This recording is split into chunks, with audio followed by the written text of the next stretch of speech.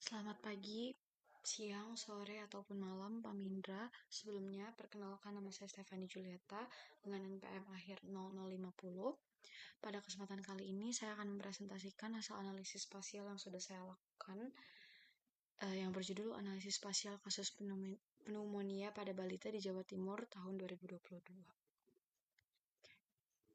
Jadi berikut adalah laporan yang sudah saya buat. Mungkin saya akan mulai dari pendahuluan terlebih dahulu, mengapa saya mengambil kasus ini. Jadi latar belakangnya, pneumonia merupakan salah satu penyebab utama kesakitan dan kematian pada balita di berbagai negara termasuk Indonesia. Pada kelompok usia balita, pneumonia berkontribusi besar terhadap beban penyakit karena sistem imun yang belum matang, kerentanan terhadap infeksi saluran napas, serta faktor lingkungan dan sosial ekonomi yang dapat memperburuk risiko penularan dan keparahan. Selain berdampak pada kesehatan anak, pneumonia juga menimbulkan beban ekonomi bagi keluarga dan sistem layanan kesehatan akibat meningkatnya kebutuhan kunjungan pelayanan, pengobatan, dan perawatan. Di tingkat daerah, beban pneumonia balita tidak selalu merata. Provinsi Jawa Timur sebagai salah satu provinsi dengan jumlah penduduk besar serta keragaman karakteristik wilayah, mulai dari kawasan perkotaan padat, wilayah industri, hingga kawasan perdesaan dan kepulauan, memiliki potensi variasi risiko pneumonia yang berbeda antar kabupaten atau kota.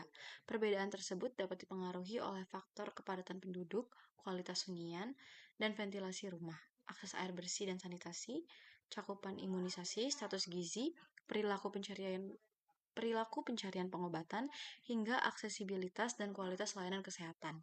Selain itu, faktor lingkungan seperti kualitas udara, misalnya polusi perkotaan, pembakaran sampah, atau asap rokok dalam rumah, dan kondisi iklim setempat juga dapat berperan dalam memengaruhi pola kejadian pneumonia. Pada tahun 2022, kondisi pemulihan layanan kesehatan pasca pandemi turut menjadi perhatian karena dapat memengaruhi cakupan layanan dasar seperti imunisasi, pemantauan tumbuh kembang, dan penemuan kasus.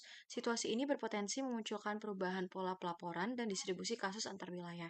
Oleh karena itu, pemetaan dan analisis distribusi kasus pneumonia balita tahun 2022 penting dilakukan untuk memahami apakah terdapat konsentrasi kasus pada wilayah tertentu atau klaster dan apakah wilayah dengan beban tinggi berdekatan secara geografis yang dapat mengindikasikan adanya pengaruh faktor spasial.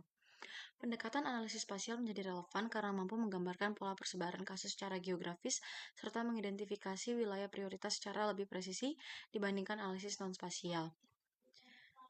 Melalui pemetaan tematik dan uji autokorelasi spasial, misalnya Moransi, maupun analisis klaster yaitu LISA, penelitian dapat menunjukkan apakah kasus pneumonia balita cenderung mengelompok pada lokasi tertentu atau menyebar secara acak. Hasil analisis spasial ini dapat menjadi dasar untuk intervensi kesehatan masyarakat yang lebih tepat sasaran, misalnya penguatan penemuan kasus dan tata laksana di kabupaten atau kota tertentu, peningkatan cakupan imunisasi dan edukasi pencegahan di wilayah beresiko, serta perbaikan determinan lingkungan dan sosial yang berkontribusi terhadap tingginya kejadian pneumonia. Berdasarkan uraian tersebut, analisis spasial kasus pneumonia pada balita di Jawa Timur tahun 2022 perlu dilakukan untuk memetakan distribusi kasus menurut kabupaten kota, menilai ada tidaknya autokorelasi spasial, dan mengidentifikasi klaster wilayah risiko tinggi atau rendah sebagai dasar penyusun kebijakan dan program pencegahan pneumonia balita yang lebih efektif dan berbasis wilayah. Lalu selanjutnya ada identifikasi masalah. Berdasarkan latar belakang yang tadi sudah saya sampaikan, berikut adalah beberapa identifikasi masalah yang menjadi fokus untuk penelitian ini. Yang pertama, bagaimana pola distribusi spasial kasus pneumonia pada balita di Provinsi Jawa Timur tahun 2022? Apakah terdapat autokorelasi spasial pada prevalensi pneumonia balita antar kabupaten atau kota di Provinsi Jawa Timur? Wilayah mana saja yang membentuk klaster tinggi atau high-high dan klaster rendah atau low-low? Kasus pneumonia balita berdasarkan analisis LISA? Faktor-faktor apa saja yang berpengaruh terhadap prevalensi pneumonia pada balita di Jawa Timur setelah mempertimbangkan efek spasial? Dan yang terakhir adalah model regresi spasial manakah yang paling sesuai untuk menjelaskan variasi prevalensi pneumonia balita di Provinsi Jawa Timur? Lalu selanjutnya ada tujuan penelitian di sini, yaitu menganalisis dan memetakan distribusi spasial kasus pneumonia pada balita di Provinsi Jawa Timur tahun 2022 dan sebagainya sampai ke menentukan model regresi spasial terbaik, entah itu OLS, SAR, atau SEM, dalam menjelaskan variasi prevalensi pneumonia balita di Provinsi Jawa Timur. Dan di sini juga ada batasan penelitiannya, Yang pertama itu ada wilayah penelitian dibatasi pada seluruh kabupaten dan kota di Provinsi Jawa Timur. Data yang digunakan merupakan data sekunder tahun 2022 yang bersumber dari dataset resmi yang telah disediakan. Variabel respon dalam penelitian ini adalah prevalensi pneumonia pada balita per 100.000 balita, dan variabel penjelas yang digunakan meliputi kepadatan penduduk, prevalensi balita gizi kurang, dan cakupan imunisasi, dan lain sebagainya.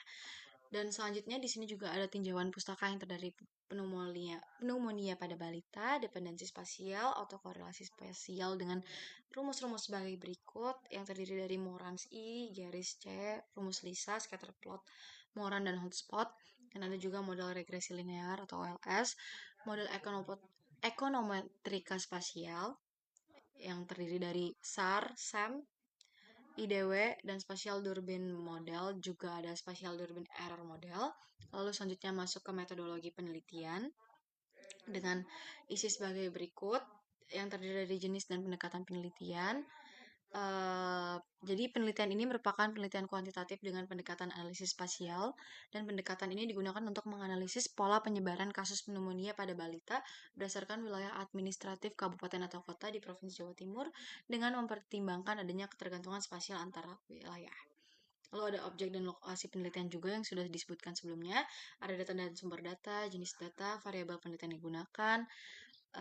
Lalu ada metode analisisnya juga sebagai berikut. Lalu ada juga alur kerja penelitiannya sebagai berikut. Dan kita akan masuk ke hasil dan pembahasan sebagai berikut yang sudah saya lampirkan semuanya di sini. Dan dari hasil analisis yang sudah kita peroleh, dapat disimpulkan bahwa penelitian yang telah dilakukan ini menunjukkan bahwa prevalensi pneumonia balita di Provinsi Jawa Timur memiliki pola spasial yang signifikan. Autokorelasi spasial global terbukti melalui nilai Morans I dan garis C, dan analisis Lisa mengidentifikasi beberapa klaster wilayah dengan prevalensi tinggi maupun rendah. Model regresi spasial terbaik mampu menjelaskan keterkaitan faktor kepadatan penduduk, status gizi, dan cakupan imunisasi terhadap prevalensi pneumonia balita. Interpolasi IDW memberikan gambaran kontinu distribusi risiko pneumonia balita. Saran untuk penelitian selanjutnya adalah diperlukan intervensi kesehatan yang terfokus pada wilayah klaster high-high serta peningkatan cakupan imunisasi dan perbaikan status gizi balita. Dan berikut adalah daftar pustaka yang saya gunakan dan juga di lampiran dashboard dan lampiran video. Untuk selanjutnya saya akan menunjukkan dashboard spasial yang sudah saya buat. Jadi di sini ada ringkasan statistik deskriptifnya yang bisa dilihat per variabel apa saja yang digunakan. Ya, seperti ini. Lalu ada juga informasi data yang digunakan. Di sini ada distribusi prevalensi pneumonia balita yang diperoleh dengan menghitung jumlah kasus pneumonia pada balita dan jumlah penduduk balita di Jawa Timur itu sendiri. Lalu di sini ada dataset yang saya gunakan, bisa dilihat sepenuhnya. Lalu selanjutnya juga ada peta spasial yang bisa ditampilkan, ada analisis spasial juga yang bisa ditampilkan, dan di sini ada pemodelan spasialnya juga yang bisa dihitung. Dan terakhir ada uh, uh, tentang penelitian itu sendiri. Mungkin sekian presentasi dari saya, kurang lebihnya mohon maaf. Terima kasih banyak Pak Mindra.